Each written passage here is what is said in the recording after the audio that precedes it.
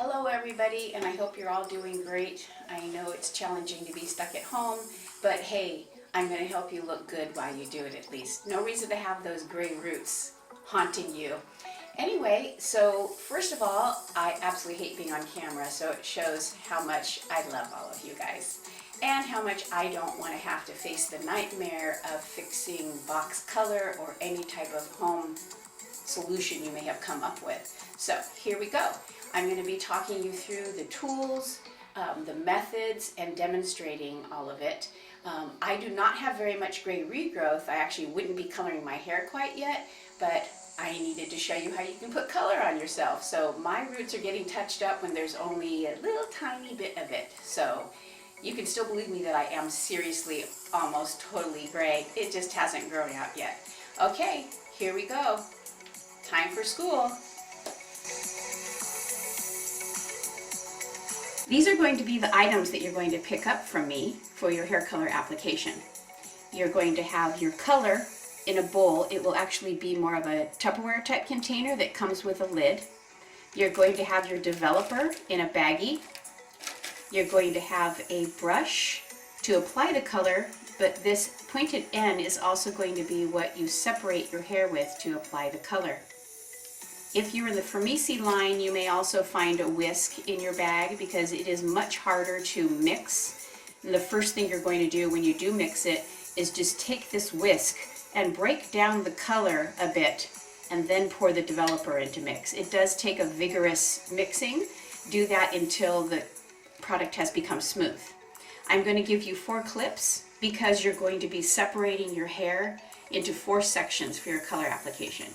You will have 2 towels, one to lay down on your working surface and one to put around your neck with this clip. You'll also have a pair of gloves and you're going to have a smock to put on if you'd like to put on a smock. I'm not going to be doing that today because I want my arms free to be able to demonstrate. If you wear an old shirt that you don't care about, I wouldn't do the smock because it can be a little inhibiting for you to reach around with your arms comfortably. The tool that you're going to supply yourself is a handy dandy pair of scissors. The reason you need the scissors is you're going to take your color, you're going to snip the tip off of the baggie and not get it in the color like I just did.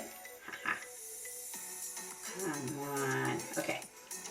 And you're going to squeeze out all of the contents of the baggie. I'll have a rubber band there that will help it keep pushed down to the tip, but you want to get all of that out. So you now have 2 products in your bowl, your color and your developer. You may have a few different mixed colors. Most of you, I have a formulation of more than 1 color on your hair to make the product, the end result that we're looking for. You're then going to mix this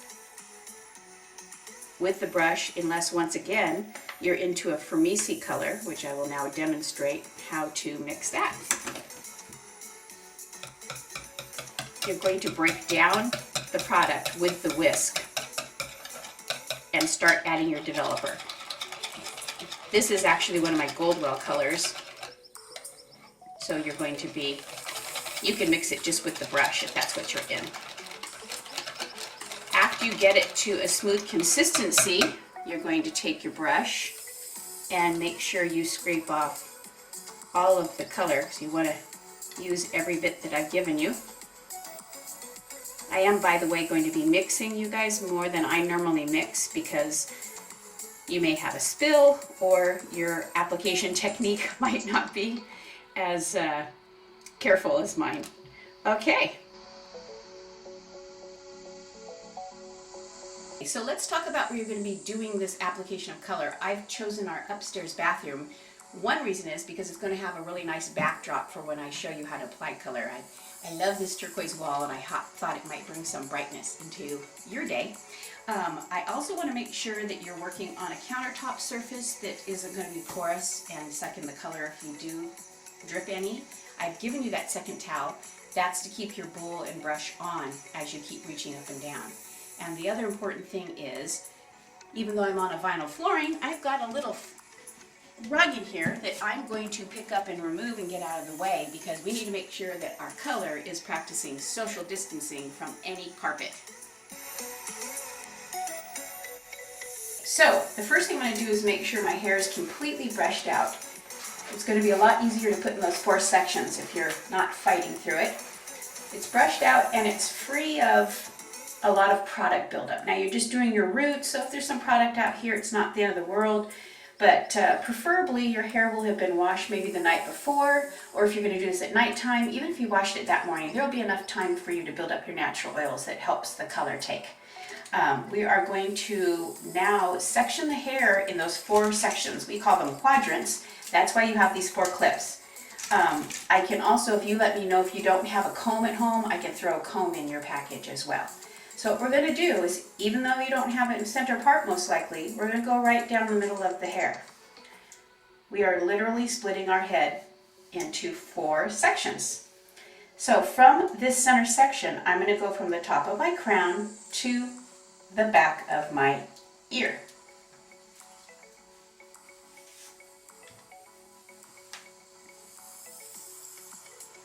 I'm twisting the hair around and catching it all in the clip. I'm going to repeat that now with the other sections. Top of the head to the back of the ear and down the middle of the back of my head. We'll speed up this portion so you don't have to boringly watch me do this.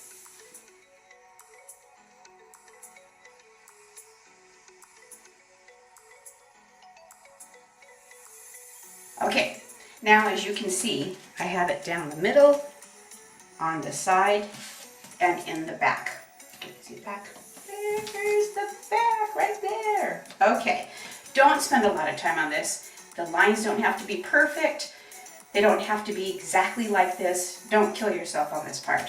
So, next thing we're going to, putting our gloves on. So, you don't have to get down on your knees. I'm only doing this for the camera angle so you guys can see the top of my head. Although it is a good time to kneel and pray for us all, y'all.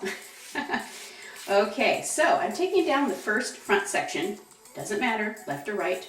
I'm right-handed, so I tend to migrate to the right. Making sure I've got that part all colored well. Now I'm going to only take a 1/4 inch section. It's a very thin section of hair. It does not have to be perfect. See how that's not a perfect little part? Absolutely fine. Loading the brush by tapping it. Focus on your regrowth. As I said earlier, I do not have very much regrowth, so I'm not going out very far on my hair, but you'll want to bring that out to where your other color had stopped and your regrowth has come in. I'm a little ambidextrous after all these years, so I do switch my hand. If you don't like doing that and you want to stay with the one hand, you just have to flip your wrist around to come in on that angle. I'm going to work my way down now through this section, thin section by thin section, flipping this hair over onto the hair that's already been colored, put it on the hair below, and then put it on the hair going towards the top of my head.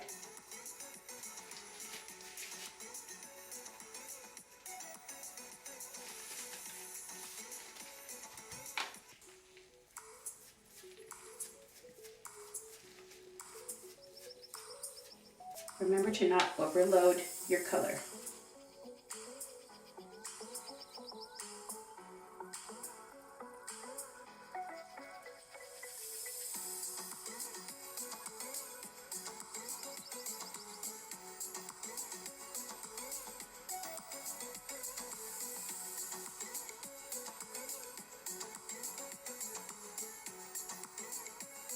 Okay, this would be a good time to go ahead and use a Kleenex or the edge of this towel you have around your neck and just wipe off any excess that you might have gotten on your face. I'm now going to repeat this on the other front side. Okay, I have finished the 2 front sections of my hair. I've got the hair kind of pulled towards my face and out of the way, and I'm going to start on this back section right here. I'm going to take the clip down, and I'm going to start at the nape. When I do it on you guys, I start up here, but I think when you're doing it yourself, this might be a little easier to just keep letting the hair drop down. So I'm tapping and loading my brush I'm going to go back over that little area all around my nape in case I didn't do a real good job of that when I did the perimeter. So now, this is when, if you don't have a helper, you just kind of have to go by feel. You can kind of see if you turn yourself around, you can see in the mirror, and it is backwards to you, so just think about where that part is and go up and down in that section. This is the least vital part of your hair for the coloring, so just know that when we are back at tease, I will get any spots that you may have missed back here. Don't sweat it out too much. I like to part on this right side, or even when I flip to the other side, from the back of the ear to the center of the part. It's a little easier than coming in from the other section. And it's just about keep doing it until you kind of see about that much hair come down. And once again, down and up on each side of that part.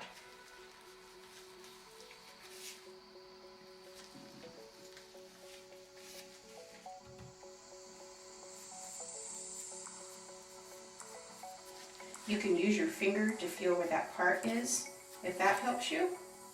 You got gloves on, so you're fine sticking your finger back there.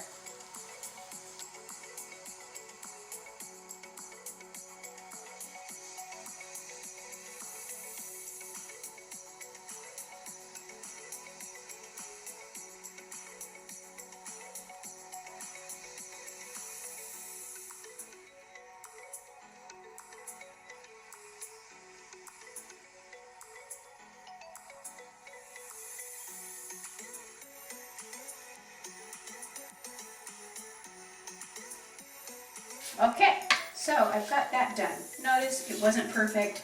You can't be as precise as you are in the front. It's also not as important. Get those sections down, get it in there. As the color starts darkening, as you see it does here from the warmth of your body, it starts bleeding a bit too. So any little spots I might have missed, it'll bleed into those sections and we'll be fine.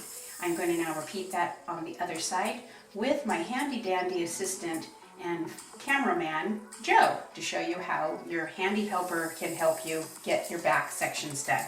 So, Joe, handy dandy husband, willing participant, Not. is now going to do the back section for you.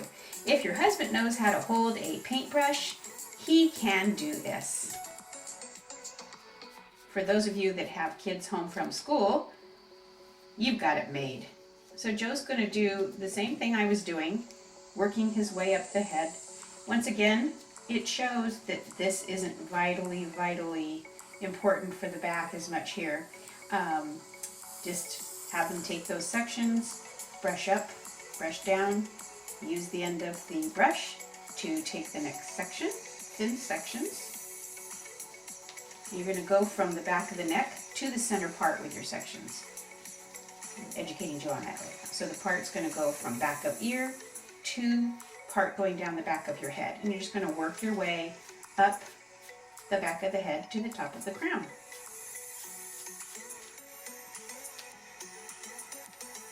The other hand is holding the hair up and out of the way. Okay, Joe, you're going to go from the back of the ear to the part. Or from your angle from the part to the back of the ear, whichever one feels more comfortable. And brushing down and now brushing up. I really suggest getting someone to help you if you do have someone at home to do it. I'm sure you noticed that even I probably took too thick of sections or might have missed some spots. It's hard even for a hairstylist to get those sections correctly. And bring it all the way to the part, the center part.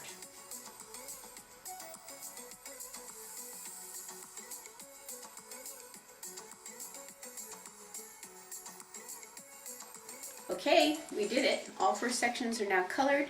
You want the rest of the hair to kind of be loose so it doesn't get stuck down into the color. And I will have the amount of processing time that you need written on your bag that your supplies will be in, because everybody has a different one. Once again, why it's important to let your hairstylist get this ready for you and not use that junk that's at the store in the boxes or anything offered online. Okay, so this will be your waiting time.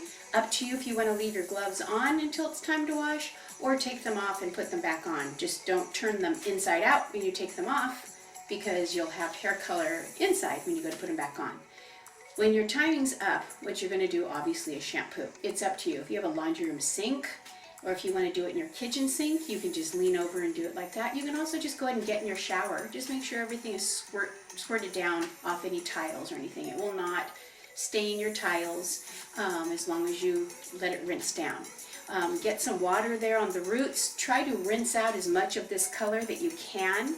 Then start with some shampoo. Go ahead and at least suds up twice. Really get in there and scrub and get it all around. If you have any staining on your skin, you can take the ends of your hair with shampoo, and it makes a really nice exfoliant to get it around off of your skin with the ends of your hair. Shampoo, rinse, rinse, rinse, and then condition as usual, and you're good to go. I love you all for letting me help you stay beautiful and letting me at least have some sort of work to do during this time. And I can't wait to see all of you again back in Tees.